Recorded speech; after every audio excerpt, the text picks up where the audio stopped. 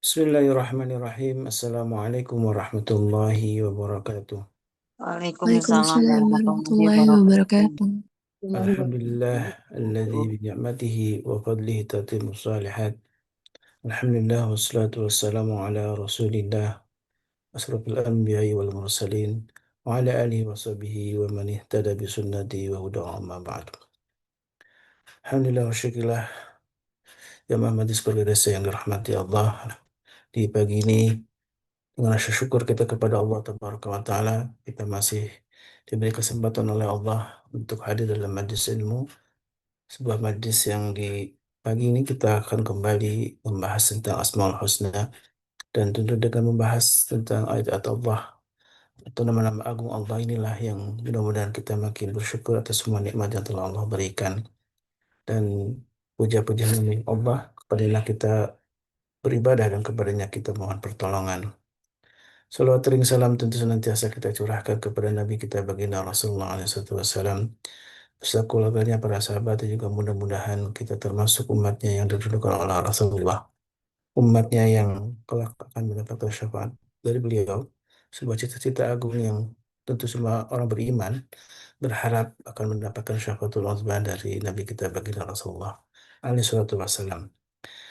Dan di pagi ini tentu dengan wasilah ilmu, mudah-mudahan Allah Subhanahu wa taala jadikan kita orang-orang yang bertakwa karena ilmu yang bermanfaat, jadi ilmu yang mudah-mudahan kita termasuk orang yang diberi hidayah dan taufiknya oleh Allah Tabaraka wa taala.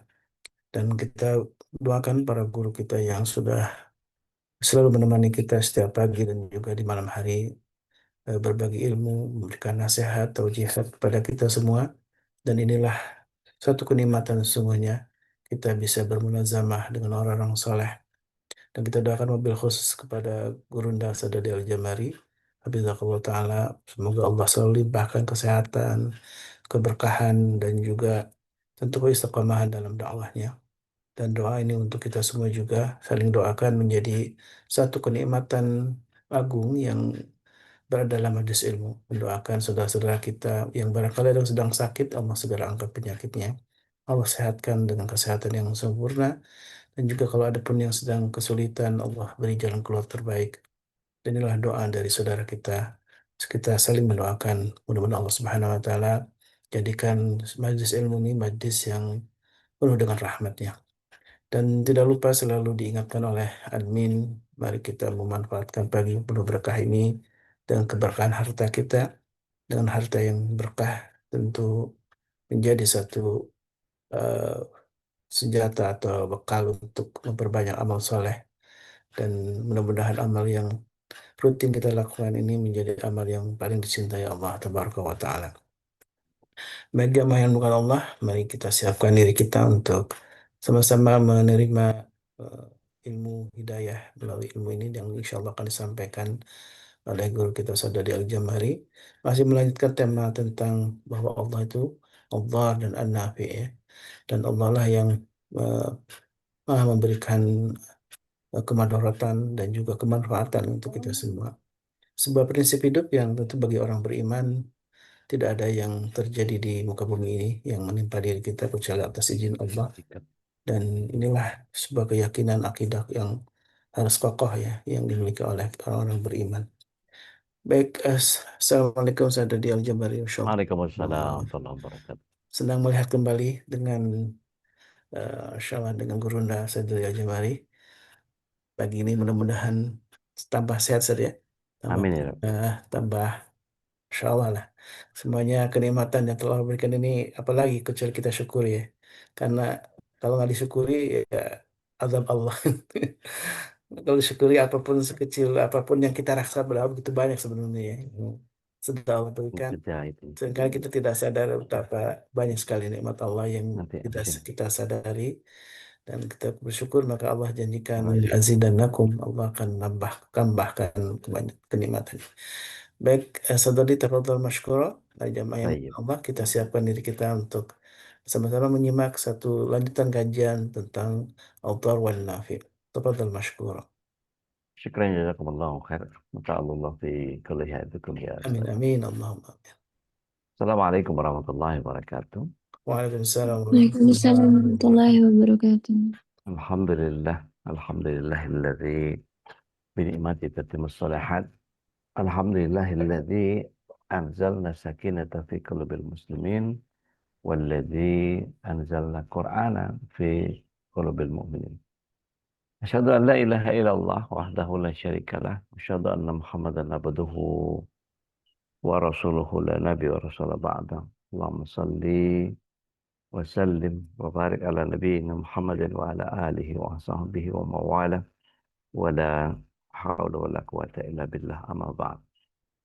Bapak Ibu yang dirahmati Allah SWT, kebersyukuran adalah sebuah keniscayaan dan setiap kita wajib menghadirkan penyempurna kesyukuran, yakni salawat serta salam kehadirat Rasul Sallallahu Alaihi Wasallam, berikut para keluarga, sahabat, dan para pecinta risalah dan syariat beliau hingga akhir zaman. Mudah-mudahan kita yang hadir pada kesempatan pagi hari ini bisa menjadi bagian dari golongan orang-orang yang mendapatkan syafaat beliau kelak di akhir.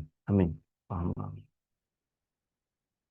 Kita haturkan kepada Allah, yakni permohonan akan para pembina, para pengurus, para jamaah, dan seluruh keluarganya.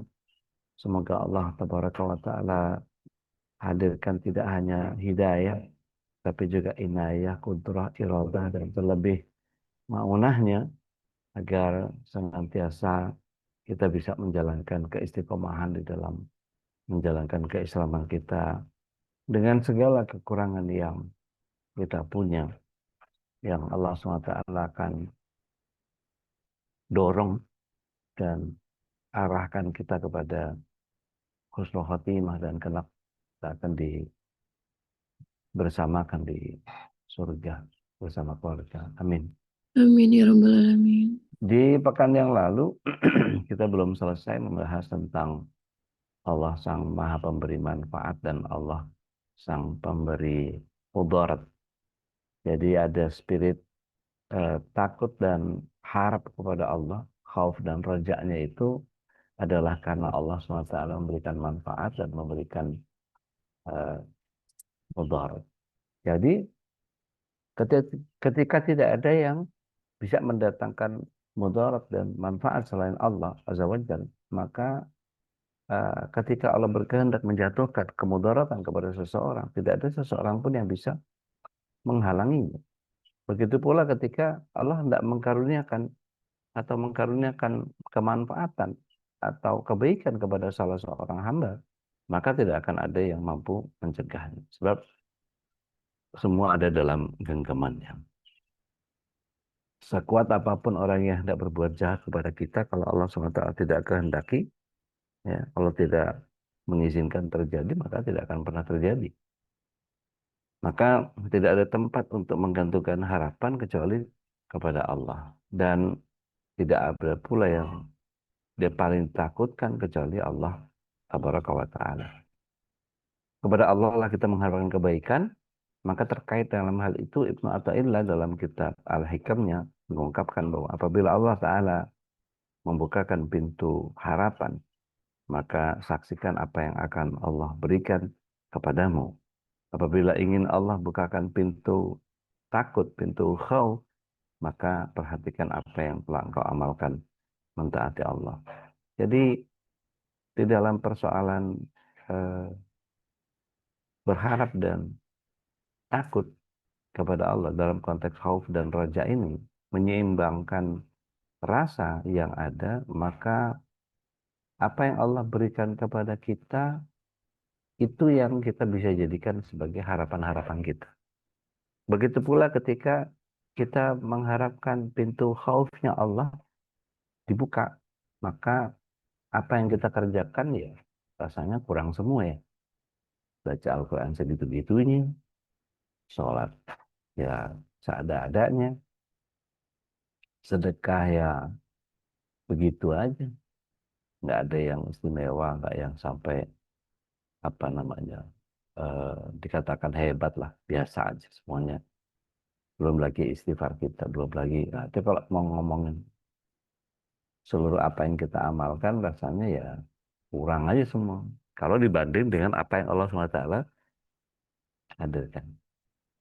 Nah, berkait ini ada dua hal yang bisa memotivasi kita untuk melakukan atau tidak melakukan satu hal, yakni khauf dan roja tadi. Kan orang akan bersemangat kalau ada untungnya dan orang akan menghindar kalau tahu bahayanya kan. Itu apa normal-normal lah. Jadi roja adalah harapan yang selalu dipanjatkan kepada Rabb dari seorang hamba, maka harapan agar ibadah diterima, harapan agar terhindar dari perbuatan yang dimurkai Allah, harapan agar selalu berada dalam ridha Allah. Intinya kita berharap supaya mendapatkan limpahan karunia dan kemanfaatan dari Allah Tabaraka wa Ta'ala. Adapun khauf, sifat takut seorang hamba ini apabila amal ibadahnya tidak diterima oleh Allah SWT. Maka apapun yang Anda kerjakan, sebanyak apapun, sehebat apapun, seluar biasa apapun, menurut kita. Tetapi kalau tidak diiringi dengan rasa takut kepada Allah, tidak ada khufyah, maka eh, tidak masuk dalam persyaratan bahwa kita akan dimasukkan ke dalam surga. Kita sama-sama lihat surat yang ke-98, ayat yang terakhir, ayat yang ke-8. Surat 98 itu banyak hafal menurut saya. A'udzubillahi minasyaitonir rajim. Jazaohum 'inda rabbihim jannah adnin tajri min tahtiha al-anhar khalidina fiha abada. Radhiyallahu anhum wa radu an. Dzalika liman. Nah, di situ ada khasyah. Kan khasyah Ustaz bukan khufyah, iya. Khufyah dan khasyah itu sama. Khasyah itu rasa takut, khufyah juga rasa takut. Khauf itu bagian yang kemudian membuat kita menjadi makin khawatir terhadap diri kita. Kalau khasyah makin khawatir Allah murka sama kita. Gitu. Bedanya tipis. Kemudian kalau kita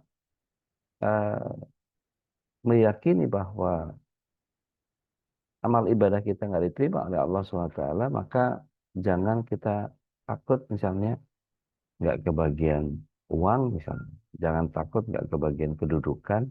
Jangan takut eh, terhadap sesuatu yang kita nggak bisa memperbaiki diri. Karena kegagalan dalam memperbaiki adalah awalnya kemudaratan yang lebih besar di dunia maupun di akhirat. Banyak orang yang memikirkan eh, uang dan kedudukan yang belum ada. Padahal harta dan jabatannya nggak akan pernah tertukar. Mohon izin sebentar.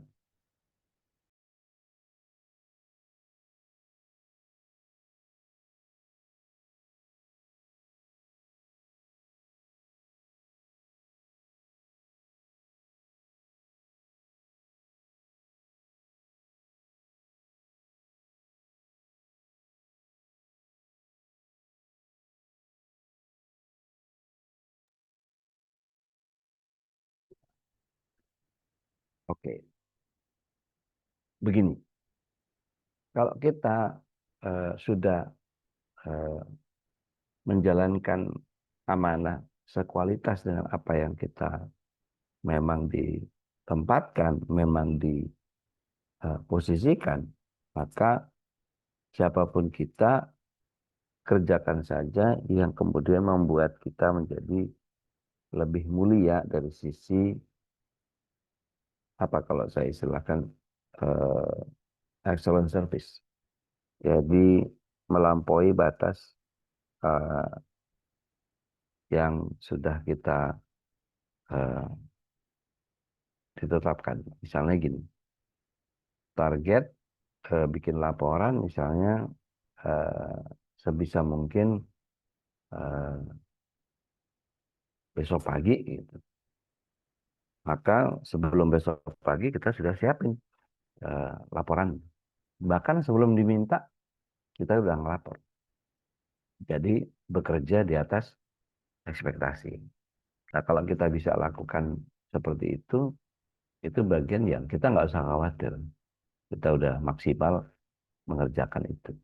Artinya kalau diri kita berkualitas sebagai buah dari perbaikan diri yang terus-menerus, ada pemberian dari Allah yang akan sepadan dengan kemampuan kita untuk menerimanya. Dan kita dengan izinnya akan dijauhkan dari kemudaratan. Eh, kan kalau kita membahasakan di setiap kesulitan selalu ada kemudahan, itu bagian yang kemudian kita eh, yakin sama Allah, karena Allah akan memberikan itu karena Allah tidak pernah ingkar janji. Dan eh, kalau yang sering saya katakan, ini kalau kita bareng-bareng buka apa namanya, buka eh, open camp gitu ya, kita open camp, kayak yang kelihatan sama kita adalah wajah-wajah yang mirip, ya, wajah-wajah penuh masalah yang eh, kalau tidak ada masalah kita tidak punya amal. Maka menikah atau berkeluarga itu adalah bagian di mana kita menjadikan masalah sebagai orientasi amal. Jadi jangan jangan pernah menganggap bahwa oh, kalau saya menikah cari ketenangan batin. Kalau saya menikah saya cari kebahagiaan. Menurut saya salah salah niat awal. Kalau menikah itu untuk ibadah, maka menikah itu adalah mengerjakan sesuatu, segala sesuatunya karena Allah. Dan menjadi luar biasa loh. Eh,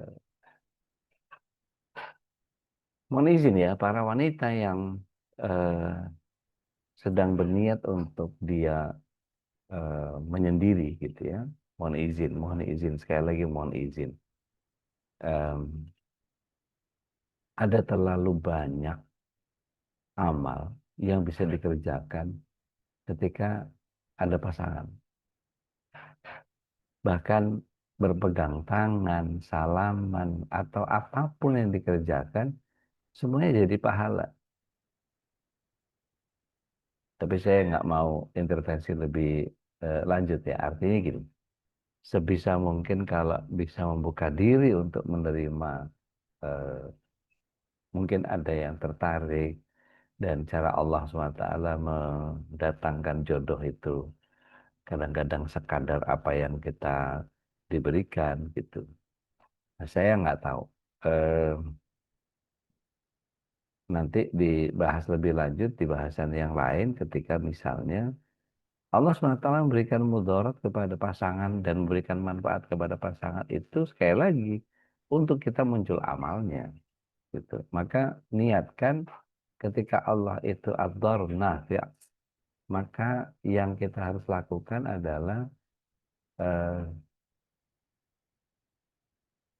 yakin bahwa cara Allah SWT menghadirkan pasangan kita itu untuk membuat kita makin tangguh, untuk membuat kita makin sabar, untuk membuat kita makin memahami bahwa oh Allah menghadiahkan pasangan itu ternyata membuat saya makin nurunin ego.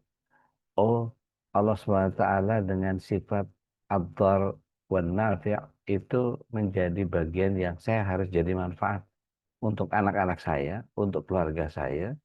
Maka mudarat sebesar apapun yang Allah SWT karuniakan kepada kami, maka kami akan mencoba untuk mengambil celah surga ini. Nah, ini bukan bukan masalah yang eh, apa namanya, em, bukan masalah yang sederhana karena apa? Biasanya ibarat orang tersesat ya. Orang tersesat itu kalau kita hiking atau kita camping ke trek yang agak lebih eh, trek atau apa namanya, kondisi yang agak sulit lah, hutannya padat, apalah segala macam. Nah, yang harus kita lakukan ketika kita kehilangan arah dan kita kemudian terlihat seperti, loh ini kan pohon yang tadi, loh ini kan ini kayaknya kita muter-muter sini aja nih, gitu. Maka yang harus kita lakukan adalah cari pohon yang tinggi, panjang. Jadi dari ketinggian, makin mendekat kita kepada Allah, maka kita akan tahu arah pulang. Begitu kita naik ke atas baru, oh di sana kali, oh itu ada kampung. Oh ini makin tinggi ke atas, ke makin naik ke gunung. Wah ini yang di belakang kita jurang. Berarti yang kita tuju mau kemana? Gitu. Oke, gunung sudah dekat, kampung ada di situ ada eh, apa mata air. Gitu.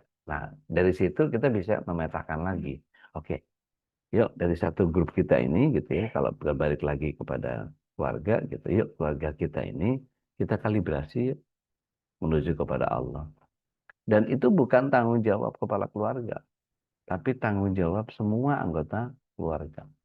Sehingga ketika kita memahami bahwa apa yang Allah SWT berikan kepada kita itu sebagai cara Allah untuk mendidik kita, maka siaplah untuk jadi orang yang dididik terus oleh Allah SWT. Dengan apa?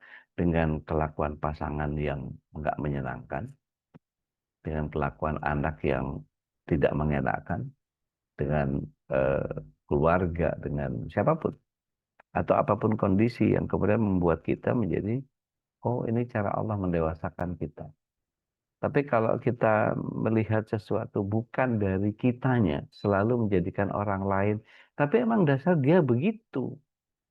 Seolah-olah kita bukan menjadi objek yang sedang diberikan oleh Allah SWT, mudarat atau manfaat tadi. Maka sampai kapanpun, hikmah yang Allah SWT berikan kepada kita, nggak akan pernah kita bisa tangkap. Gitu. Baik, jadi mengumpulkan amal soleh itu, bagian yang kemudian setiap kita diminta oleh Allah SWT menjadikan amal soleh ini sebagai syarat minimal kalau nggak kepengen Allah SWT meletakkan kita pada kerugian. Kan dalam surah Al-Asr dikatakan, A'udzubillahi minasyaitonir rajim wal 'asr innal insana lafi khusr. Itu Allah SWT menggunakan isim mubalaghah dalam menghadirkan inna la. Inna al-insan la fi khusr. Sesungguhnya manusia benar-benar dalam kerugian. Dan itu menjadi bagian yang setiap kita, oh ini rugi yang kayak apa? Bukan rugi yang hanya sekedar, saya pernah sampaikan di kesempatan yang lalu, bukan rugi yang adalah cincai. Tapi rugi yang, wah ini berantakan semua nih, bakal kita sampai keseret-seret sampai neraka nih. Kecuali apa? Kecuali hadir empat faktor yang harus sekaligus muncul dari kita. Beriman, beramal soleh, berdakwah, bersabar. Nabi Yunus saja ketika nggak sabar, dimasukkan oleh Allah SWT ke perut ikan. Di kegelapan. Bahkan di surat 2187 itu, kata kegelapan yang muncul itu, beberapa ulama menjabarkan bahwa kegelapan itu ada tiga. Kegelapan malam, yang tidak ada bintang, maka gelap sekali. Terus kegelapan perut ikan, yang kalau Bapak Ibu bayangkan, perut ikan itu ya berlendir, basah, melenyek-melenyek gitu, ya, gitu. Dan baunya pasti anyir, nggak ada fan, nggak ada AC, nggak ada penerang, dalam keadaan seperti itu. Ditambah lagi kegelapan dalaman laut. Kedalaman laut itu menyesakkan dada, itu pasti sesak dada. Dan kalau kita nahan napas, pecah paru-paru. Baru di situ Nabi Yunus alaihissalam merasakan bahwa oh saya sudah beriman, saya sudah beramal soleh, saya sudah berdakwah, tapi saya kurang sabar. Maka kondisi empat ini harus muncul pada seseorang. Maka ngadepin mana yang lebih baik? Kita keluar dari permasalahan yang ada, gitu, mencari masalah baru, gitu. Saya mau udahan sama pasangan saya ini, capek saya mau cari pasangan yang baru. Kalau nemu, kalau nggak tambah parah, wong Allah maunya mendewasakan kita, kok malah kita yang nggak mau dewasa, malah terus kekanak-kanakan terus kita merasakan mencari kenyamanan, mencari akhirnya sampai pada titik, semua laki-laki sama aja. Itu sampai kayak begitu tuh udah betul-betul apa ya, dibutakan oleh Allah SWT. Waliyadzubillah. Jangan sampai kemudian mudarat-mudarat yang Allah SWT hadirkan itu membutakan kita dari kebaikan-kebaikan yang kita bisa cari celah. Kemudian istiqomah untuk menetapi amal soleh ini adalah hal yang terpenting dalam hidup dan kita setiap pagi ya mudah-mudahan Bapak Ibu nggak bosan Ustaz Halis Bakri selalu ngingetin kita apa ini ya scan ditempel terus sama admin supaya orang gampang kapan aja mau eh, nyumbang mau donasi mau apa mau ingin membersihkan hartanya ingin memberkahkan hartanya, maka bersedekah adalah bagian yang kemudian sering didorong oleh Ustaz Khalis untuk kemudian menggunakan hadis Bukhari beliau selalu ail a'mal abba ilallah apa yang dicintai oleh Allah SWT adalah buka wa ingkar ya, yang ditawamkan meskipun cuma sedikit. Bapak Ibu yang dimaksud Allah SWT calon penghuni surga semuanya, karena menetapi amal soleh ini adalah hal yang terpenting dalam hidup, maka amal yang dilakukan secara istiqomah, perlahan, itu pasti akan mendekatkan kita kepada Allah. Bukankah tidak ada amal kecil menurut pandangan Allah? Kemarin saya katakan, Syekh Mutawada Asy'arawi menyatakan berapa banyak perbuatan-perbuatan yang besar menjadi kecil karena niat, dan ada begitu banyak perbuatan kecil yang kemudian bisa membesar karena niat. Jadi niatkan pernikahan itu karena Allah. Niatkan berbakti kepada suami karena Allah. Niatkan menyayangi istri karena Allah. Niatkan mendidik anak karena Allah dan seterusnya. Maka bagian yang kemudian tidak ada yang besar tanpa kehadiran yang kecil. Dan tidak ada amal yang kecil menurut pandangan Allah kan. Wa may ya'mal mithqala dzarratin khairan yarah wa may ya'mal mithqala dzarratin syarran yarah. Mohon izin, kita buka surat yang ke-46, ayat yang ke-13. Kalau ada yang berkenan membaca maknanya, tafadhol maskur. Ya udah, maaf. Mangga, Surat mangga. surat berapa udah, maaf? 46, 13. 46 13. Ah, kok. A'udzubillahi minasyaitonirrajim. Bismillahirrahmanirrahim. Sesungguhnya orang-orang yang berkata, Tuhan kami adalah Allah. Kemudian mereka tetap istiqomah, tidak ada rasa khawatir pada mereka, dan mereka tidak pula bersedih hati. Shadaqallahul azim. Ya, itu cuma sekedar baca itu. Rasanya nggak dipahami itu. Gini, bacanya gini. A'udzubillahi minasyaitonir rajim. Innal ladzina qalu rabbuna Allah. Sesungguhnya ketika ada seseorang menjadikan Rabbnya adalah Allah. Semesta kamu, kemudian dia istiqomah. Jadi ada dua nih. Yang pertama dia menjadikan Allah sebagai Rabb. Yang kedua dia istiqomah. Jadi kalau cuma sekedar menjadikan Rabb, nggak istiqomah, nggak bisa. Jadi itu dua yang jadi satu. Ketika seseorang menjadikan Allah sebagai Rabb dan dia istiqomah, maka berikutnya statement itu adalah kunci dari akan apa yang Allah SWT akibatkan terhadap sebab yang kita munculkan di dua awal. Jadi barang siapa yang menjadikan Allah Subhanahu wa taala sebagai Rabb, sebagai Murabbi, sebagai Murabbi, sebagai Malik, sebagai Mun'im, sebagai Sayyid, sebagai Qayyim, sebagai pemelihara, sebagai pemberi nikmat, sebagai penguasa, sebagai raja, sebagai penguasa dan dia berwenang dan dia mutlak kita bergantung kepadanya dan istiqomah terus begitu, maka la khaufun alaihim wa lahum yahzanun. Tidak akan dia punya rasa khawatir, nggak akan dia punya rasa sedih. Karena yang memberikan mudarat dan nafi itu Allah. Yang memberikan dhar dan nafi itu Allah. Yang memberikan mudarat dan kemanfaatan itu Allah. Jadi kalau kita, udahlah memang ini yang Allah mau, udahlah bismillah. Oh mungkin Allah kasih saya pasangan begini itu ya kayak gini. Oh mungkin anak saya kayak begini itu ya karena memang Allah membuat saya harus. Nah, Jadi kita yang jadi objek.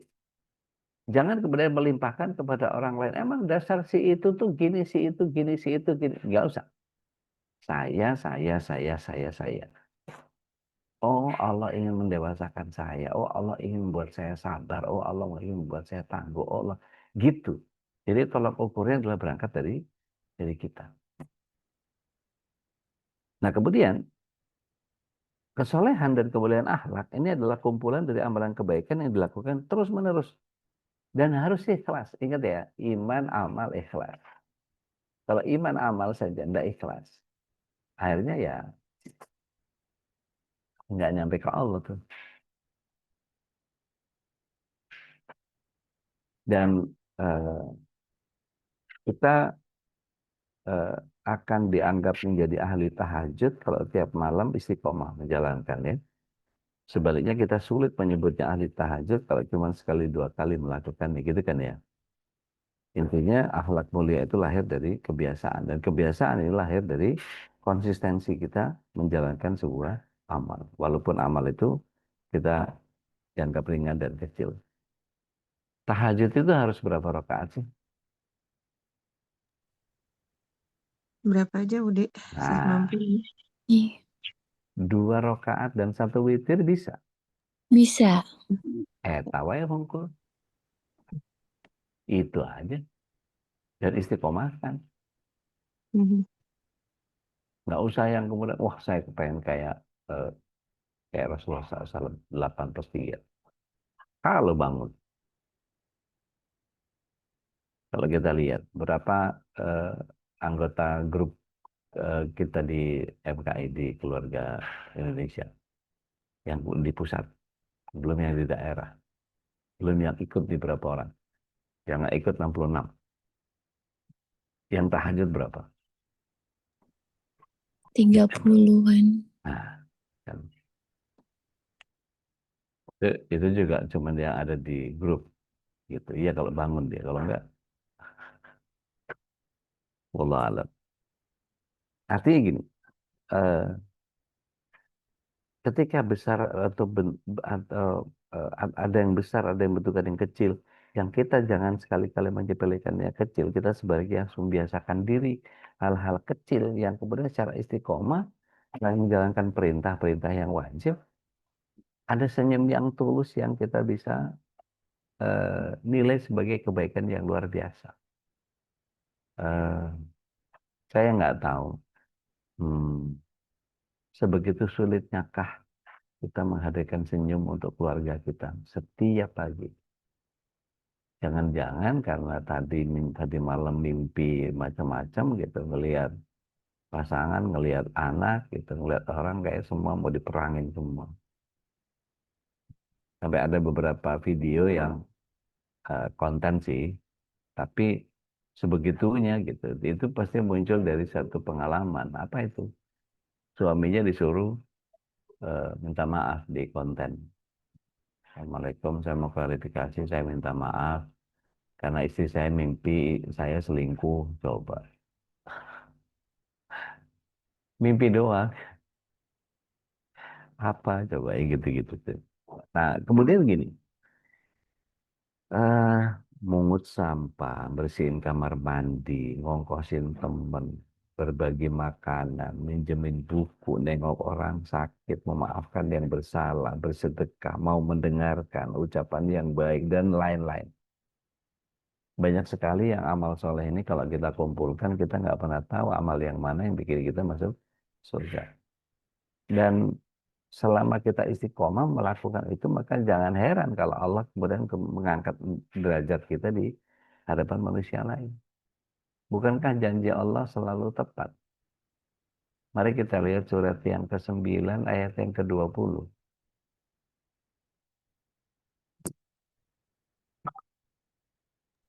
Iya, Bude. Maka Surat ke-9 ayat 20. A'udzubillahiminasyaitonirrajim. Orang-orang yang beriman dan berhijrah serta berjihad di jalan Allah dengan harta dan jiwa mereka adalah lebih tinggi derajatnya di sisi Allah. Mereka itulah orang-orang yang memperoleh kemenangan. Astagfirullahaladzim.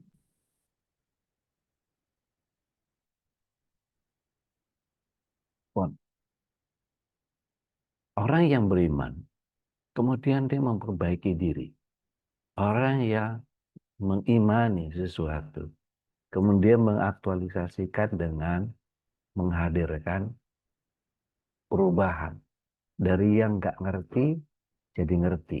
Jadi dari yang nggak punya ilmu, jadi pakai ilmu. Yang tadinya kurang ibadahnya, tambahin ibadahnya. Tadinya nggak tahu doanya, jadi tahu doanya. Yang tadinya ragu, jadi yakin. Ya, dan terus. Hijrah itu kan dari kondisi yang buruk kepada yang baik. Maka dalam konteks ini, Allah SWT akan meletakkan seseorang di bagian yang tertinggi. Mungkin tingginya nggak akan nambah. Segitu aja. Tetapi kedudukan di mata Allah SWT menjadi sangat mulia. Dan itu kita nggak usah peduli sama orang. Orang akan menganggap kita seperti apa. Nah, sekali lagi jadikan kita sebagai objek yang Allah SWT ingin kita menjadi seseorang yang seperti apa.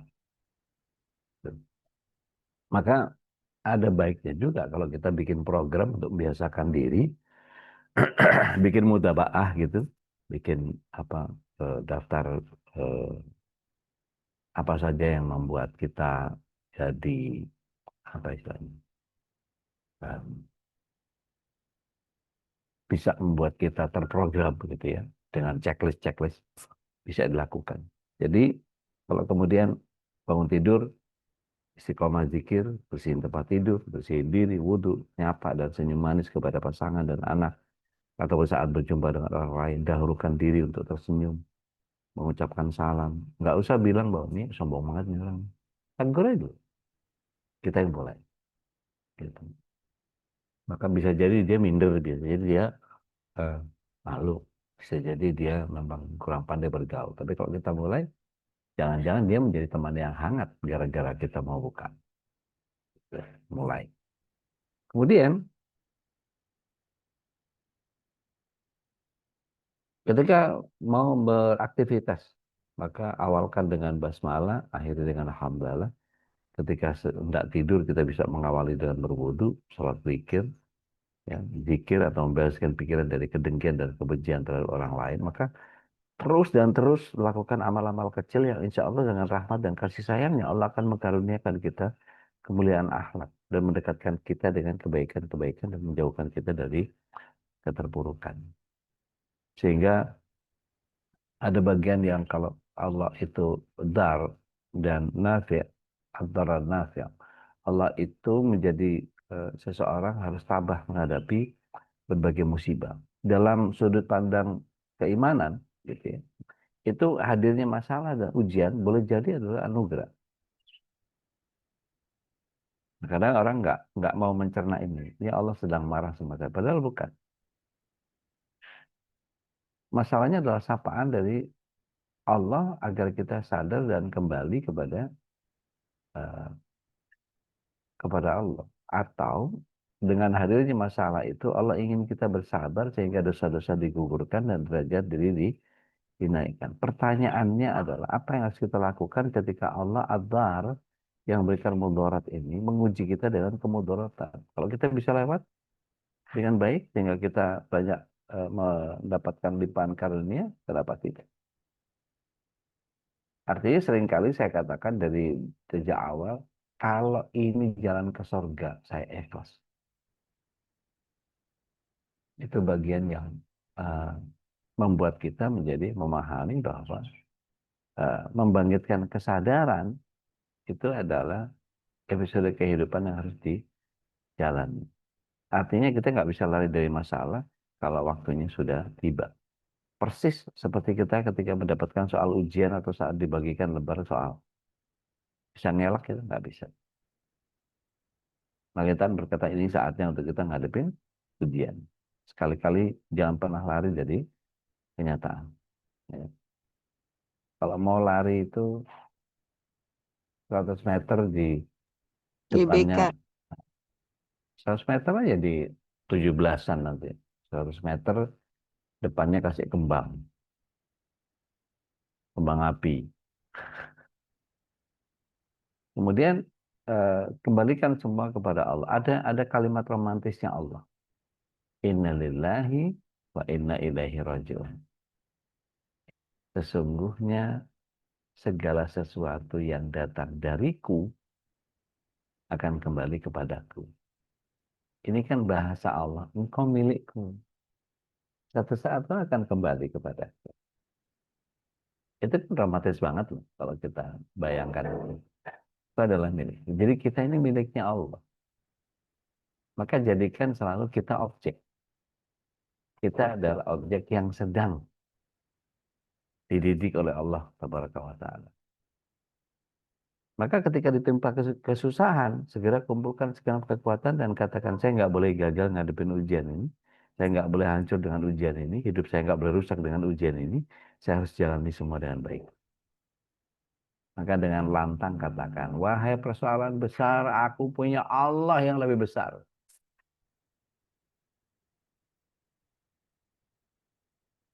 Tapi kalau kemudian kita ngadu ke Allah, ya Allah, saya ngadepin persoalan ini. Ya, jangan gitu.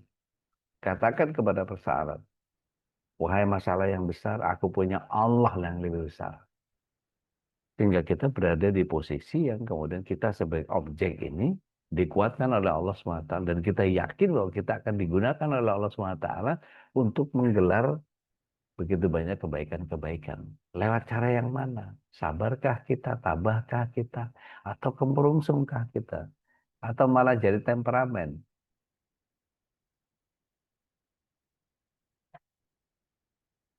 Dalam bercandanya orang Barat itu, eh, apa dia bilang? In my marriage, dalam pernikahan saya, thank God, between us, gitu ya, berterima kasih kepada Tuhan antara kami berdua sama pasangan. Itu lebih ke psychological. Ada yang tahu psychological? Psychological itu kalau diterjemahkan ke bahasa Indonesianya apa? Psikologis. Psikis ya, Psy- perasaan, Psychological. Apa ya? perasaannya, Eh, lebih ke iya. perasaan. Kalau bahasa kita psychological lebih ke bonding ya, Oh, gitu. Ternyata dia pisahin psychological. The other one is logic, the one is psycho. Itu bercandanya orang mereka itu. Yang satu logik gitu, yang satu psychological maksudnya. Jadi yang satu logik pakai rasio, yang satu sakit jiwa gitu maksudnya. Nah, di kita mungkin nggak kena kalau nggak ngerti bahasa Inggris. Jadi kita harus yakin bahwa segala sesuatu ini pasti akan ada ujungnya. Tidak ada malam yang tidak ada terbit paginya. Gitu. Matahari selalu terbit esok hari. Jadi harapan selalu ada. Dan Allah akan menguji manusia dalam episode-episode yang kadang di atas, kadang di bawah. Kita sama-sama baca yuk surat yang kedua, ayat yang ke-184.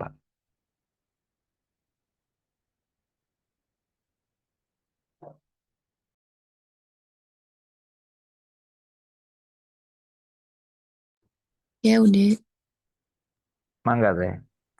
Auzubillahiminasyaitonirrajim. Yaitu beberapa hari tertentu, maka barang siapa di antara kamu sakit atau dalam perjalanan lalu tidak berpuasa, betul ini udah? Ya. Maka wajib mengganti sebanyak hari yang dia tidak berpuasa itu Hmm. pada hari-hari yang lain. Dan bagi orang yang berat menjalankannya, wajib membayar fidyah, yaitu memberi makan seorang miskin. Hmm. Tapi barang siapa dengan kerelaan hati mengerjakan kebajikan, maka itu lebih baik baginya. Nah, Dan puasamu itu lebih baik bagimu jika kamu mengetahui. ya. Jadi Allah tidak akan membebani hambanya, melainkan sesuai dengan kemampuan hambanya. Batas kita ada di mana, maka ya udah kerjakan sesuai batas kita saja. Kita harus yakin dengan janji Allah bahwa sesudah kesulitan pasti akan ada kemudahan. Jadi dalam ayat itu disebutkan bahwa satu kesulitan akan bawa dua kemudahan dan kita pun bisa melihat bahwa banyak orang yang kemudian ditimpa kesulitan lebih hebat, tapi mereka lebih lebih kuat. Lihat bagaimana beratnya penderitaan sahabat Bilal dan Rabah. Disiksa dengan dihimpit batu besar di tengah padang pasir yang panas di siang bolong. Dengan izin Allah ujiannya berakhir. Allah memuliakan beliau dengan bantuannya Abu Bakar. Dan beliau dikenang sebagai orang yang sampai sekarang meskipun namanya bukan Bilal, tapi kegiatan yang beliau lakukan dianggap sebagai Bilal. Siapa? Para muadzin. Bilalnya siapa? Nah, padahal Bilalnya ya Bilal itu nama, bukan bukan apa, bukan profesi, bukan bukan jabatan gitu. Tapi kalau muadzinnya siapa mungkin. Tapi banyak orang mengatakan Bilalnya siapa? Saking Bilal dikenal sebagai orang yang punya amal luar biasa.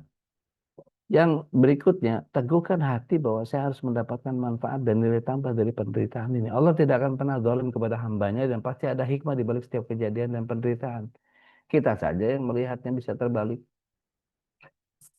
Kan gini ya, Allah ketika ngasih kita sehat itu, Allah sebetulnya sedang memberikan apa? Kesempatan kita beramal gitu kan ya. Kalau kita dikasih sakit, apa yang sebenarnya terjadi? Allah ingin apa dari kita? Ada yang tahu? Ingin menyadari kalau kita itu tidak berdaya. Bukan. Allah pengen gugurin dosa kita. Oh iya. Jadi kalau kita sakit, take it easy. Ini Allah sedang gugurin dosa. Santai. Karena kita tahu bahwa Allah bekerjanya ya begitu. Gitu. Bahwa kemudian kita merasa bahwa, oh iya, saya nggak berdaya. Saya dikuasai Allah. Itu berikutnya. Tapi yang kita yakini adalah cara Allah SWT menggugurkan dosa seseorang adalah dengan bikin sakit. Dan jelas ayatnya dibilang, Fa'idha maritu, fahuwa yashfi. Allah ngasih sakit, dia ngasih penyembuhan. Kita sakit malah larinya, ikhtiarnya ke dukun ya, elah, kacau. Kemudian ketika kita paham bahwa ada kenikmatan menanti di ujung penderitaan, eh, apa, berakit-rakit dahulu, berenang-renang kemudian, bersakit-sakit dahulu, bersenang-senang kemudian. Kita bisa melihat orang yang menghadapi ujian, dia senang karena di akhir dia akan di eh, wisuda misalnya. Jadi orang yang diberi soal berat, dia senang karena akan menjadi juara dunia. Dia seorang yang mendaki gunung tinggi, dia senang karena akan melihat pemandangan indah yang di puncak. Tapi dia harus struggling untuk itu. Dia harus berjuang untuk itu. Maka fokus keberuntungan yang akan kita raih pada masa yang akan datang. Kita dapetin surga loh, sabar itu. Ngadepin pasangan yang kayak begitu itu kita dapat surga loh. Kalau sabar, kalau tabah, kalau bisa memaafkan gitu. Kita sebagai objek. Kuncinya apa? Ketika kita yakin kepada Allah Ad-Dharan Nafi' yang tidak akan menyia-nyiakan sedikit pun dengan pengorbanan kita, Rob kita sudah berjanji akan membahagiakan orang yang sabar, yang ketika ditimpa musibah, dia kembalikan kepada Allah. Dia akan kuat dengan musibah segetir apapun. Kalau kita segera kembali kepada Allah, semakin cepat pula kembali kepada Allah, kita akan semakin ringan dalam memikul beban, semakin utuh yakin kepada Allah, dan hati kita akan semakin gembira dibuatnya. Bapak Ibu yang dapat Allah SWT, di Damaskus ada sebuah masjid besar namanya Masjid Jami At-Taubah. Masjid ini dipenuhi oleh keberkahan sehingga di dalamnya ada ketenangan, keteduhan, dan keindahan. Sekitar 70 tahun yang lalu, di masjid itu ada seorang syekh yang terkenal alim dan mengamalkan ilmunya, yaitu Syekh Salim Al-Masuti. Dia sering dijadikan contoh dalam hal kefakiran, dalam menahan diri dan meminta-minta, dalam kemuliaan jiwanya, dan dalam memberikan bantuan untuk orang-orang yang membutuhkan. Maka ketika itu ada seorang pemuda yang tinggal di sebuah kamar di dalam masjid, sudah 2 hari berlalu, dia tidak dapat makanan apapun. Dia tidak punya persediaan makanan apapun. Atau untuk membeli, walaupun hanya sepotong roti atau sebiji kurma. Saat datang hari ketiga, dia sudah tidak tahan lagi. Dia merasa kalau sebentar lagi akan mati, maka saking laparnya pemuda ini memutar otak tentang apa yang harus diperbuatnya. Dia memandang kalau dirinya telah sampai pada kondisi darurat yang membolehkannya untuk makan bangkai atau mengambil barang yang bukan haknya sekadar untuk bertahan hidup. Maka pemuda ini kemudian melihat kalau masjid tempat tinggalnya itu atapnya bersambung dengan atap beberapa rumah yang ada di samping. Maka ini memungkinkan dia untuk berpindah dari rumah pertama ke rumah terakhir dengan berjalan di atas atap rumah ini. Maka dia putuskan untuk naik ke atap masjid, lalu berjalan menuju atap rumah yang paling dekat.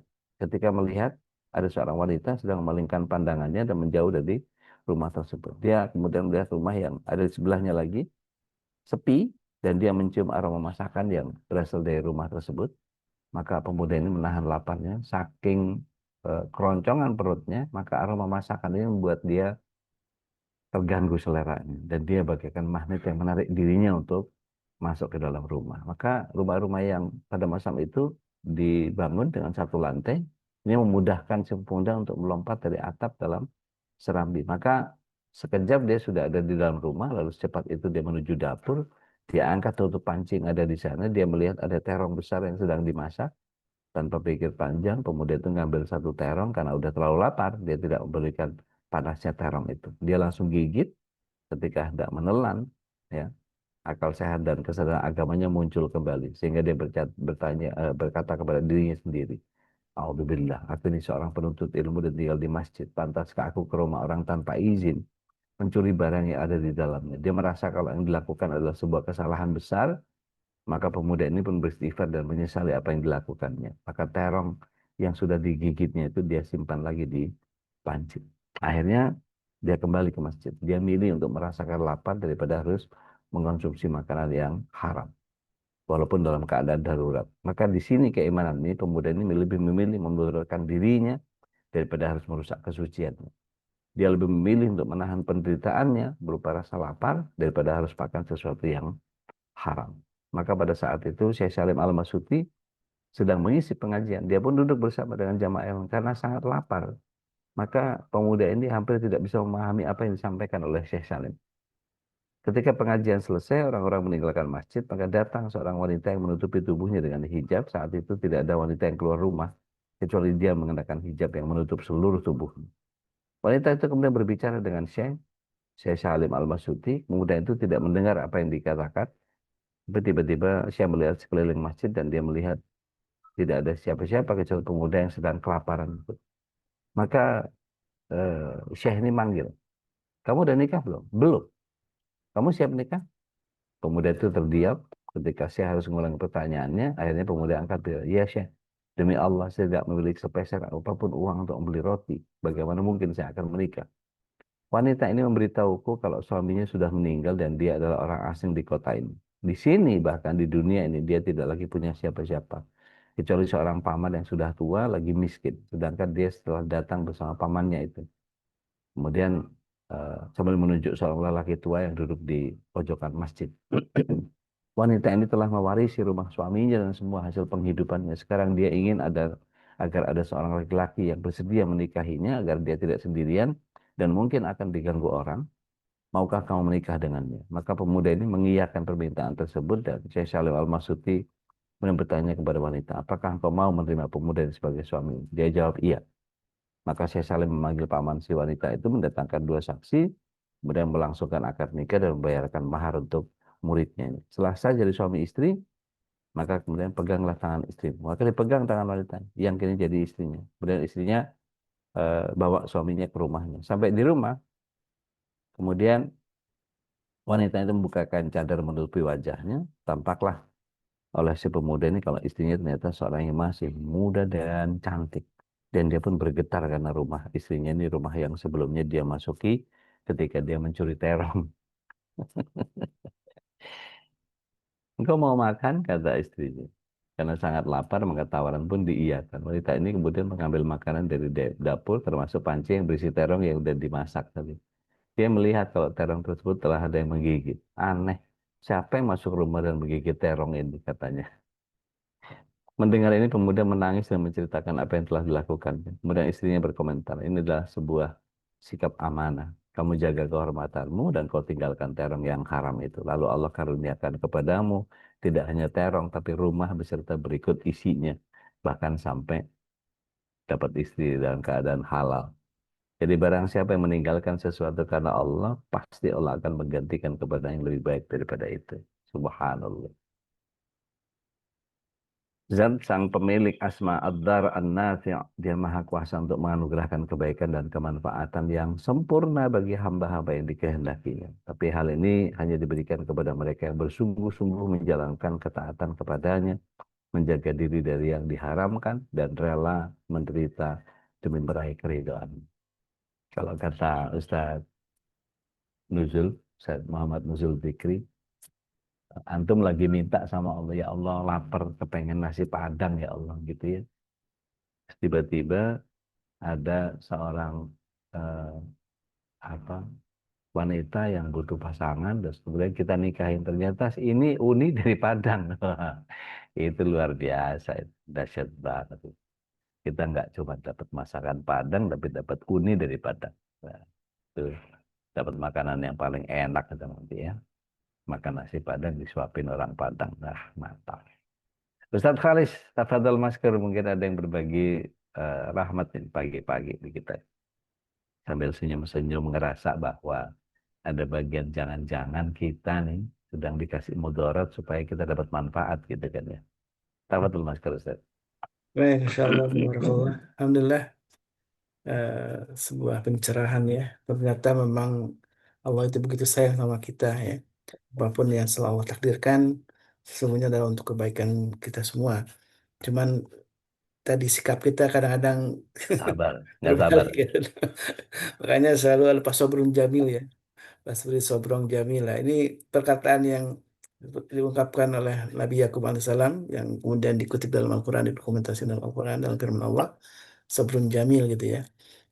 Ketika eh, kehilangan anak yang paling dicintainya dan tidak tahu entah kemana gitu ya, apakah masih hidup atau tidak, dan itu butuh kesabaran yang itu indah ya. Sabar itu indah jadinya ya. Kalau kalau Indah itu anaknya Pak Slamet, kalau pindah ke Pondok Gede. Masya Allah. Silakan jemaah yang ingin berbagi rahmat dengan kita semua ya. Pasti kata udah tidak ada satu orang pun di sini yang ada di majlis ini tanpa ada masalah ya. Iya. Kalau dibuka semuanya ini wajah-wajah penuh masalah gitu. Allah. Allah Akbar. Silakan, Mbak Assalamualaikum. Oli. Waalaikumsalam. Waalaikumsalam warahmatullahi wabarakatuh. Ya apa As kabar? Api alhamdulillah. Masya Allah. Apa Kangen takok aku itu? dengan suara sampean. Apa takok itu loh. Ya apa Mbak? Di surat apa di ayat piro yang tadi Udik mengatakan bahwa ternyata sakit itu adalah digugurkannya penyakitnya apa dosa-dosa kita. Oh, siap. Iku ono ndok Hadis, Mbak. Al-Qur'an. Hadis, Mbak. Oh, itu hadis. Di Hadis. Al-Qur'an enggak ada.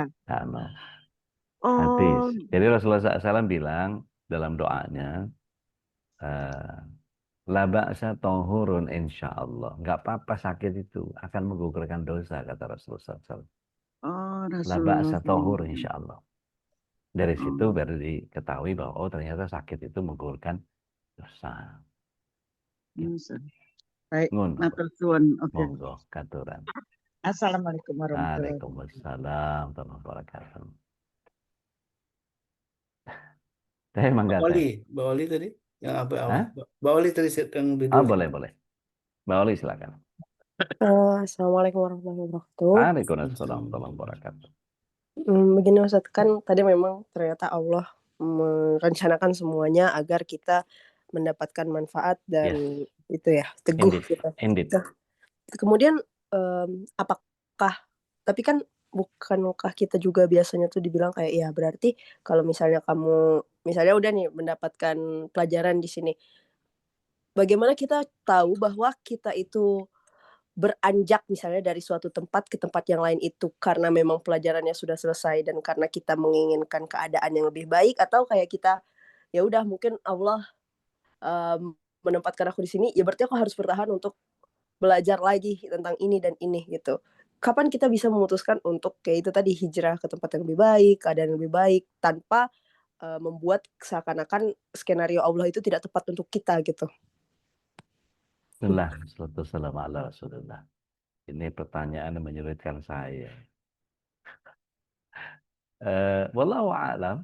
Tapi pasti begini, tidak mungkin ada sesuatu yang tidak membuat kita tergerak, apapun itu. Entah bentuknya kebahagiaan, entah bentuknya keburukan. Contoh ya, eh, saya berada di satu situasi di mana saya membentuk diri saya, 2 years is too long. Jadi saya kalau ada di satu tempat itu, 2 years is too long. Buat saya 2 tahun terlalu lama. Gitu. Jadi setiap kali bekerja, itu nggak pernah bertahan lebih dari 2 tahun. Kerja di advertising agency 2 tahun. Above the line. Keluar ke below the line 2 tahun. Pindah ke cafe 2 tahun. Masuk ke radio 2 tahun. Pindah radio 2 tahun. Terus gitu tuh. Ganti radio lagi 2 tahun dan seterusnya. Saya bikin apa IO yang Islami 2 tahun. Terus gitu. Jadi target saya memang 2 tahun terlalu lama. Sampai akhirnya saya begitu masuk ke dunia dakwah, nggak bisa lagi pakai modul 2 tahun istulong. 2 years istulong nggak bisa. Ini mesti istiqomah. Nah maka nanti coba lihat ada gerakan-gerakan hati yang menuju kepada bagian yang mekanisme istikharah diperlukan di situ Mbak Oli. Oke. Sini saya bertahan atau pindah. Ini bertahan atau tidak. Pindah dengan konsekuensi menemu masalah-masalah yang baru yang akan kita pelajari atau bertahan dengan masalah yang mungkin bisa jadi itu terus tapi kita dibuat ahli. Jadi ibaratnya gini, Senin ini masalahnya A, Selasa masalahnya B, Rebo masalahnya C. Kemudian begitu ketemu lagi Senin lagi, balik lagi. Tapi dibalik sama Allah SWT. C, B, A. Ketemu Senin lagi, B, A, C. Ketemu lagi, B, C, A. Dan seterusnya. Diputar-putar sama Allah SWT. Wah, ini sih pasti kalau enggak A, kalau enggak B, pasti C. Itu udah ketakar sama kita. Terus, oh oke.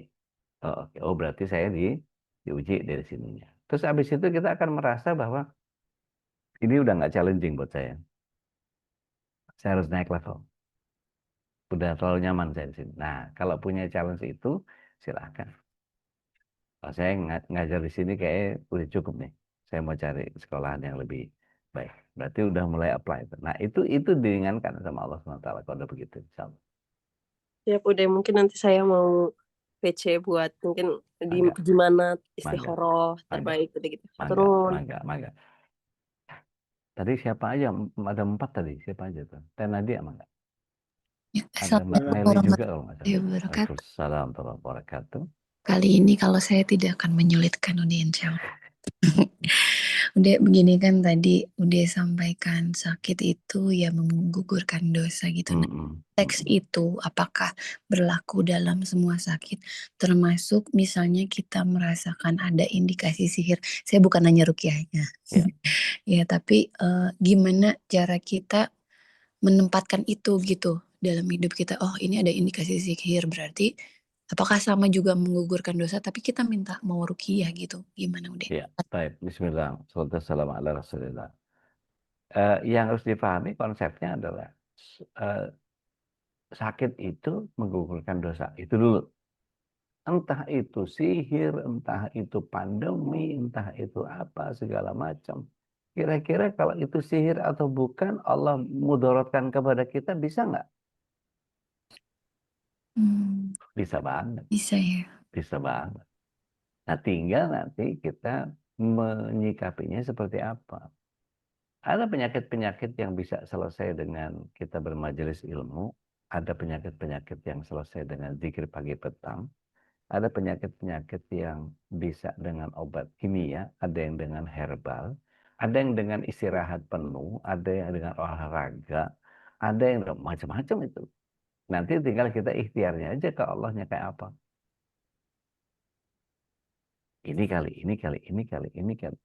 Maka kemudian jangan heran kalau ada orang yang sampai dibawa ke Jerman berobat, dibawa ke Shenzhen, dibawa ke Guangzhou, dibawa ke Purwakarta, ke holistik, apalah segala macam. ada yang pakai zam-zam, ada yang zam-zam ditawafin, ada yang itu ikhtiar. Ada yang minta ruqyah. Tapi sakitnya itu sendiri terjadi karena mudaratnya Allah yang ad-dar itu memberikan mudarat kepada kita. Bahwa itu menggugurkan dosa, ya. Bahwa dosanya itu, nah dia akan tahu nih, dosanya untuk dinaikkan dia kepada ujian yang lebih tinggi, karena dia orang bertakwa, atau dia diingatkan dari kelalaian-kelalaian yang dia kerjakan, atau malah dia diazab dengan apa yang selama ini dia kerjakan. Dan itu bentuknya bisa sama. Masih ingat bagaimana orang Purwakarta, orang Puerto Rico, kempes ban? Bisa sama, tinggal penyikapan kita seperti apa. Wallahu a'lam. Jadi yang tidak menggugurkan dosa cuma penyakit hati kali ya udah. Justru penyakit hati itu datangnya dari kita sendiri kan. Kesombongan. Iya. Nah, justru itu akan menggugurkan dosa ketika kita sadari bahwa itu sakit. Kan ada orang yang istighfar tapi nggak ngerasa bersalah. Oh iya bisa termasuk ya. Iya. Assalamualaikum, astagfirullah. Tapi nggak ada rasa bersalahnya. Dia hanya sekedar melafazkan istighfar. Saya pernah bawa jamaah, Bu, perbanyak istighfar ya. Istighfarnya kayak robot. Astagfirullah. Ada pas di samping saya, jajan. Astagfirullah. Tiba-tiba dia ketabrak sama orang Mesir tinggi, gede gitu. Itu langsung buang yang benar-benar terhumbalang gitu beliau dia. Astagfirullahaladzim, saya deketin. Nah, istighfar yang ini yang saya tunggu. Maksudnya, Ustaz? Iya, istighfar yang pakai rasa. Kenapa orang Mesir gede tinggi itu milih Anda untuk ditabrak sampai jatuh begitu? Mungkin nggak lah kalau Allah SWT sedang mengirimkan beliau sebagai malaikat yang ingin memberikan pelajaran kepada kita. Nangis kencur dia. Baru astagfirullah. Baru ada rasa sifat. Jadi kadang-kadang istighfar ada yang nggak berasa bahwa dia salah. Cuman sekedar melafazkan. Perbanyak istighfar ya. Udah astagfirullah. Hanya sebagai lafaz. Tapi dia tidak berzikir dari hatinya. Dan bahkan Allah SWT tidak menerima seseorang yang berzikir tidak menggunakan hati. Lisan toh. Sian banget. Allah Allah. Mbak Meli, silakan. Ya, Assalamualaikum warahmatullahi wabarakatuh. Waalaikumsalam warahmatullahi wabarakatuh. Ya udah, Afwan. Ya. Beberapa kali kan udah sering memberi nasihat mengenai tadi yang terakhir disebutkan udah tentang orang yang di Purwokerto, Puerto Rico dan ya dan selanjutnya. Nah, sebelum saya mendengar nasihat udah ini, saya biasanya langsung kalau ada musibah saya langsung kira-kira apa ya kesalahan saya gitu kan. Kira-kira apa ya kurangnya gitu. Itu maksudnya untuk memperbaiki diri gitu. Nah, kemudian setelah dapat nasihat ini saya mulai lebih tenang. Jadi oh ini saya harus keluar ini mobil misalnya ditabrak kayak kejadian beberapa bulan lalu. Mobil ditabrak. Subhanallah ya Allah ingin memberi rezeki ke ketok magicnya. Yes. Itu paham namanya. Ya, Lanjut. alhamdulillah. Nah, kemudian tapi beberapa bulan ini banyak sekali kejadian yang saya harus mengeluarkan dana gitu, Ustaz.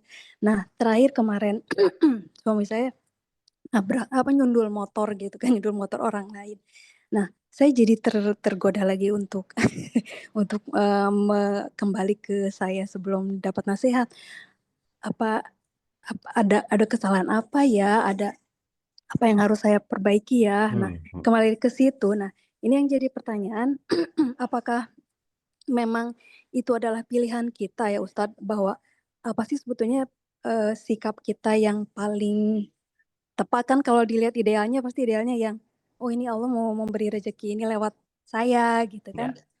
Atau memang atau memang kita boleh mengkombinasi bahwa ini saya salah apa ya, ini dosa apa ya gitu. Karena khawatirnya jadi kayak kepedean gitu ya, saya udah cukup baik sehingga ini hanya lewat rezeki orang lain aja, padahal sebetulnya saya banyak banget kesalahannya harus diperbaiki. Ya, begitu deh. Merasa diuji padahal diazab. Itu dia, nah khawatirnya seperti itu. Karena ya khawatir seperti itu. Ya, jazakumullah khair. Barakallah. Bismillah, salatu wassalamu ala Rasulillah. Para salaf dulu itu kalau ada tikus masuk rumahnya atau kudanya bertingkah, itu langsung refer kepada maksiat yang dia lakukan. Atau kadang-kadang pasangan dia melakukan sesuatu yang salah tanpa sepengetahuan dia, pasti ada sesuatu yang kayak jadi sinyal gitu. Ini jangan-jangan anak saya nih maksiatnya. Ini jangan-jangan suami ini. Jangan-jangan istri saya nih. Jangan-jangan itu bahkan sampai tikus masuk ke rumah pun, itu sampai kemudian dia langsung, astagfirullahaladzim, gue salah apa nih? Gue dosa apa nih? Jadi refernya begitu kalau orang-orang salaf tuh. Dia lihat kuda tunggangannya bertingkah gitu, dia langsung refer kepada dia. Astagfirullahaladzim, ini maksiat apa nih keluarga kami lakukan? Maka sampaikan kepada keluarga, tadi kuda saya berontak apa gini segala macam. Bikin dosa apa ini? Jangan sampai kemudian gara-gara satu orang bermaksiat, rusak keluarga semuanya. Nah itu mesti betul-betul clear, satu visi, satu misi. Mbak Meli kan ikut ke Cikini ya, yang waktu bareng sama suami, sama anak ya. Yang kata Ustadz Ruli, kita harus visi misinya samain. Iya. Jangan-jangan ada yang miss dari bagian yang kita kerjakan itu. Bisa nggak nulisnya hanya sekedar untuk membuat ya yang enak-enak aja, biar kelihatannya keluarga kita sakinah mawaddah warahmah, bisa kan? Tapi padahal di balik itu ternyata ada bagian yang kemudian, nah gitu. Artinya gini, kalau saya merefernya kepada dikir pagi sorenya semua ngerjain enggak? Sedekah subuhnya dijalanin enggak? Jadi mutabaahnya yang dicek. Apa yang belum nih? Gitu. Tilawah, tutup aurat. Misalnya kalau ada anak yang pacaran, bisa di stop nggak? Gitu. Kalau suami ada urusan sama bank, sama riba, sama asuransi, sama apa, apalah segala macam yang jauh lah dari suap apa segala macam. Nah, itu kalau bisa dipraktekin salah satu gitu. Tapi diomongin dengan kebahagiaan konsep komunikasi ya, yang elegan yang kemarin saya ngobrol sama Babe. Nggak bisa langsung main tuduh, ini gara-gara lo, nggak bisa. Mesti diomongin. Kurang lebih gitu. Wallahu a'lam. Baik, udah Baik, barakallah. Ukhti Tania, tafadhal, masykur. Assalamualaikum warahmatullahi wabarakatuh. Waalaikumsalam warahmatullahi wabarakatuh. Kaifa halak? Alhamdulillah, Tamam kullu? Alhamdulillah. Masya Allah. Aina anda fin? Mau tanya sih. Ya, Ustaz. Aina anda fin? Dahin fi Makkah, alhamdulillah. Masya Allah. Ahlul Makkah. Syaf, yallah. Iya, mau sedikit tanya udah. Tafadhal. Tentang apa ya, ini tradisi atau apa ya di sini tuh. Kalau kita kan kalau di Indonesia, kalau ada azan, apa namanya, apa ya, yang melayat ya. Kalau orang melayat tuh kebanyakan sabar ya gitu kepada ahli mayitnya. Nah kalau di sini itu ada ucapan yang saya nggak ngerti apakah ini adat atau ada apa?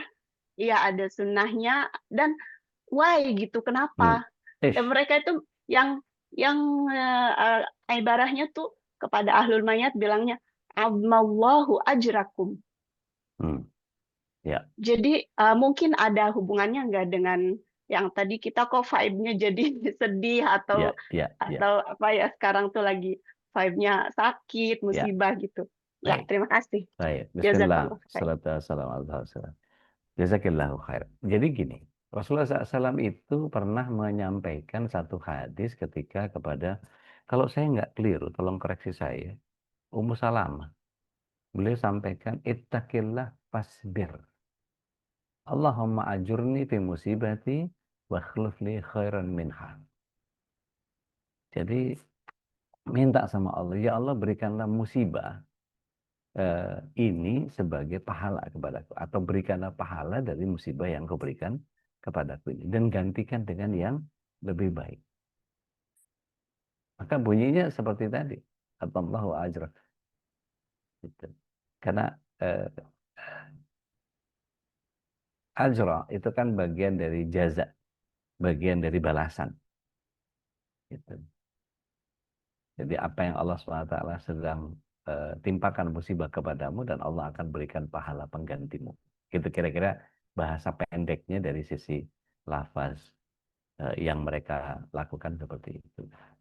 Tapi kalau dia belajar tentang sunnah, biasanya doa yang disampaikan adalah bagian yang tadi, Allahumma ajurni fi musibati wa akhlif li khairan minha. Dan itu diajarkan kepada si ahlul mayitnya. Seperti itu. Allahumma ajurni fi fi musibatihi musibati wa akhlif li khairan minha. Ya Allah, berikanlah pahala dari musibah ini dan gantikan dengan yang lebih baik. Baik, terima kasih. Dengan senang hati. Barakallahu fiik. Nanti kelihatan dan insyaallah. Ya Rabb. Ustaz, masih bisakah saya bertanya? Monggo, siapa ini? Sri, Ustaz. Oh, Bu Sri. Monggo Ya. katuran. Bu Ustaz, Sri di mana? saya di Semarang, Ustaz. Oh, alah. 5 menit sebelum kegiatan literasi membaca dan menulis. Ustaz, 5 menit sebelum kegiatan literasi saya membaca dan bertanya, menulis. seandainya seorang perempuan itu ngaji, karena mungkin intensitasnya lebih banyak ya, ketika suami tidak ridho, bagaimana Ustadz hukumnya? Dalam arti kadang suami mengingatkan ngaji terus gitu, bagaimana Ustadz hukumnya? Baik. Bismillah. Wassalamualaikum ala Rasulillah. Gini Bu, ngaji itu bagian dari kewajiban kita. Tetapi jangan sampai kemudian mengurangi haknya suami. Jadi sebetulnya gini, ngaji itu kepentingan siapa sih? Kepentingan keluarga. Maka kalau kita refer kepada Rasul Shallallahu Alaihi Wasallam dulu, semua para suami ngajinya sama Rasul Shallallahu Alaihi Wasallam. Begitu pulang ke rumah, para suami ngajarin para istri. Para istri ngajarin anak-anak. Sehingga terjadi satu hierarki yang para suami mengajarkan itu kepada istri. Nuhun sewu lah, sekarang ini banyak bapak-bapak tidak mau ngaji. Ini kita coba cek. Perempuannya berapa, lakinya berapa. Nih, yang jagoan-jagoan kan Ustaz Khalis, Pak Abdullah, Pak siapa nih? Pak Husairi, Abah, siapa lagi? Mas Wahid, Pak Budi. Ini cuman berapa laki-laki ini cuman. Mbak Nunu apa Pak Nunu ini saya enggak. Siapa lagi nih? Udah habis. Kang Selo. Kang Selo enggak ada ya.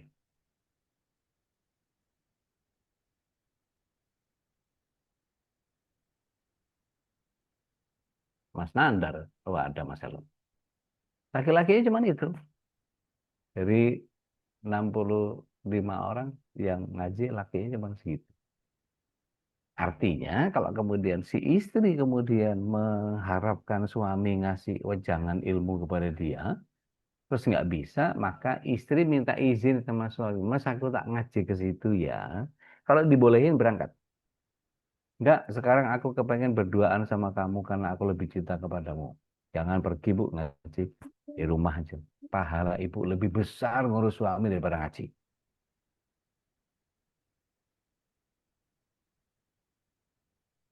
Ibu sering pengajian tapi hasil pengajiannya nggak diterapin di keluarga. Ah, parah. Sebenarnya Ya. online Ustadz. Ah, Ada yang online, ada yang kita harus Oke. mendatangin tempat. Cuman kebetulan saya kerja ya Ustadz. Oke. Jadi dari pagi Nah, itu sampai sore. apalagi sudahlah kerja, ngaji, gitu. Waktunya buat suami kapan? Gitu. Jadi tetap yang dikejar ridhonya suami. Mas aku boleh ngaji nggak? Kalau nggak boleh, ya udah. Boleh nggak aku ngaji? Boleh nggak aku ngaji sambil dengerin ini? Tapi aku ada di sampingmu. Nggak apa-apa wis. Dipeluk-peluk, dicium-cium nggak apa-apa wis. Tapi bareng lu nggak apa-apa. Gitu. Iya, ya. Mungkin kelihatannya nggak punya adab, ngaji kok sambil keruntelan gitu misalnya gitu ya. Tapi iya, tapi muliakan suami lebih dulu daripada ngambil manfaat dari ilmunya. Gitu ya, Bu? Boleh share udah. Boleh, tafadhol. Iya, udah. Terima kasih. Saya banyak sekali mendengarkan komplain yang senada dengan Ibu tentang ibu-ibu yang ikut pengajian. Dan kebetulan saya juga punya sedikit pengalaman. Nah, kayaknya mengikuti patuh sama suami itu wajib. Iya. Mengaji kita sebagai perempuan wajib juga. Iya, betul. Dan rasanya kalau dibenturkan wajib sama wajib bingung ya, kita mau pilih yang mana diduluinnya. Tapi ada trik yang kita bisa saling mendukung seharusnya. Jadi Bu, ada salah satu ustadz saya dengar online ya Bu, katanya bagus sekali kalau diterapkan. Ibu-ibu kalau misalkan susah dapat izin untuk ngaji, mungkin kita harus koreksi diri. Setelah ngaji, apakah kita jadi galak di rumah? Jadi suka nyalah-nyalahin suami dan anak-anak gitu enggak? Itu koreksi diri dulu katanya. Dan yang kedua, harusnya ngaji atau pengetahuan agama ini untuk perempuan itu hasilnya atau hasil akhirnya itu akhlak. Ya. Jadi seharusnya kalau seandainya kita setelah pulang ngaji, suami melihat senyum kita tambah lebar, bakti kita tambah meningkat, kopinya jadi lebih enak, lebih manis, masakan jadi lebih, pokoknya semua servis kita sebagai istri meningkat, itu kan hasil ngaji juga tuh. Ya. Nah, kalau itu hasilnya, insya Allah bapak-bapak itu justru ngasih fasilitas untuk kita mengaji. Gitu mungkin mungkin bisa. Iya, terima kasih Ustaz. Insya Allah semua ibu-ibu bisa ke situ, insya Allah. Setuju. Tas jauh nih. Barakallahu. Baik. Enggak berasa jam 7 ini. Yes, Mbak Penny nanya nih. Kalau ada orang naik jabatan dibantu seseorang kemudian kita memberi sesuatu tanda terima kasih, hukumnya apa?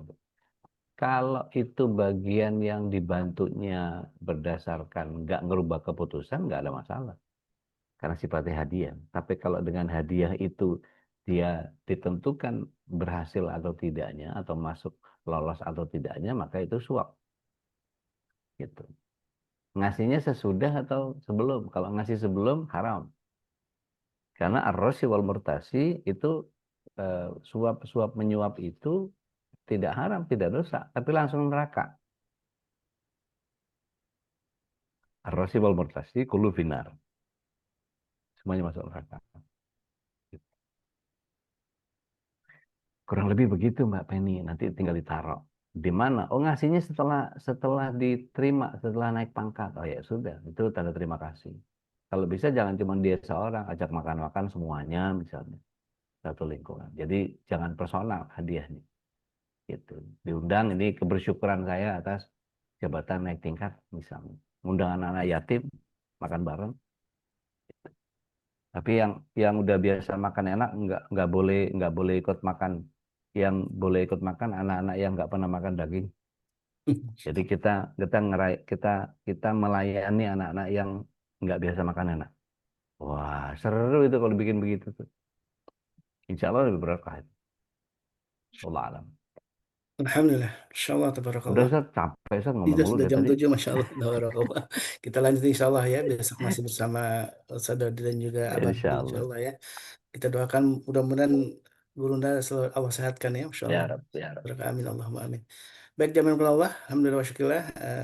Jazakallah khairan katsira, dan juga untuk semuanya jamaah yang jazakumullah khairan kali yang sudah istiqomah untuk mengikuti kajian di pagi ini dan juga bersedekah setiap pagi. Alhamdulillah, ini menjadi sebuah kenikmatan yang harus kita syukuri karena tidak semua orang Allah istiqomahkan dalam kebaikan ya. Istiqomah ngaji setiap pagi dan malam hari, Masya Allah, itu sebuah kenikmatan yang harus kita syukuri, dan juga tentu bersedekah menjadi bagian yang melengkapi kebaikan-kebaikan yang kita lakukan. Mudah-mudahan Allah Subhanahu wa taala ridho dengan amal kita dan Allah terima semua amal kita.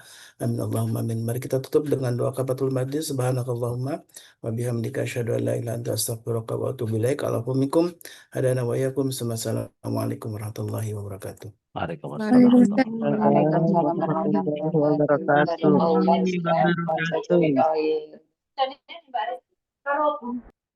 اللهم ارحمنا بالقرآن واجعله لنا إماما ونورا وهدى ورحمة. اللهم ذكرنا منه ما نسينا وعلمنا منه ما جهلنا وارزقنا تلاوته آناء الليل وأطراف النهار واجعله لنا حجة يا